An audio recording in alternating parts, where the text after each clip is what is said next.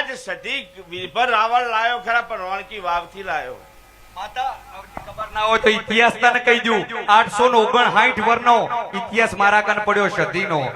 વીરભણની સધીની પાકિસ્તાનની ઓળખેણ રોણકી વાવી લેવા નતો જતો, એ બળદોનો વેપાર કરતો હતો. અને આજે હું સધી ધૂણતી હોય તો પહેલું નિવેદન શેનું આલ્યું છે સધીને, એટલું કેમ મારી ભૂલ લોખંડનું માતા ભૂલી પડી જઈ, ભૂલી. અને પછી ચોખાનું આલ્યું છે. કોઈ ગુજરાતમાં લોખંડ નતું એ દાડે, એ તો સંઘમાં હાલતો ચણા. હું સંઘની વાત કરું છું, અને આજ ગુજરાતમાં જો માડી ખમાતના માં ખમાન મજા ગુજરાતમાં આલ્યું હોય, જેવો તારો માડી ગુજરાતમાં આલ્યું હોય તો ચોખાનું ઘીનું આલ્યું છે. કોઠા ગોમના દરબારના દીકરાની બલી લીધેલી હતી. હોજામાં આજે ઇતિહાસ છે.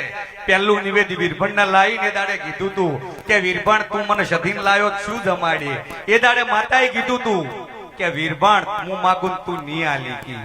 એ દાડે માતાએ કીધું તું કે વીરભણ આલીને તો તારો એકનો એક દીકરો ચડાય. માતા પરીક્ષાએ ઉતરી હતી, જેમ ઝઘડુશાને ઉતરીને એવી રીતના વીરભણે કીધું કે માતા માટે થઈને દીકરો ચડાઈ દઉં. આ સત્ય ઘટના છે અને સાબિત કરી બતાવું સાહેબ. આજે લેખેડો મારા હાથે માતા અને દીકરો તૈયાર કર્યો ચંદુભાઈ. એટલે એક વર્ષે સધી રોવે ને એક વર્ષે વીરભણ રોવે. સધી કીધું તું કે તું લાઈન મને સધીને ફસાઈ, તો કે માતા જેવી રીતના કે તારું એક આ કોમળ ફૂલ મને ચડાઈ દે, કાલે મારી સધીની ભક્તિ કોણ કરશે? મારો વંશ ની રે તારો વીરભણનો, તો કે જબરું ગોમની થી ઉઠેલાય.